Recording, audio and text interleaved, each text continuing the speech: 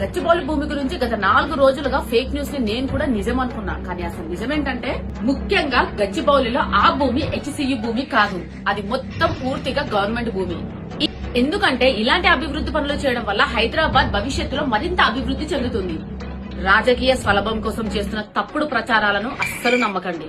Sorry for that. నిజంగా నాకు ఒక విషయం ఓపెన్ గా చెప్తున్నాను సార్, నాకు ఏ నాలెడ్జ్ లేదు పాలిటిక్స్ లో. నేను చాలా నార్మల్ గా ఉంటా. అండ్ ఇంకోటి ఏంటంటే నాకు తెలియకుండానే ఆ వీడియో గురించి నేను ఎంక్వైరీ చేయలేదు. ఫస్ట్ ఆఫ్ ఆల్ ఎంక్వైరీ చేయాల్సింది ఎవరు లేకుండా నిన్న ఓకే ఖాళీగా ఉన్న వీడియో వచ్చింది చేసేద్దాం అంతవరకు ఉంది నా మైండ్ లో తప్ప నేను అంత విధంగా ఆలోచించలేదు.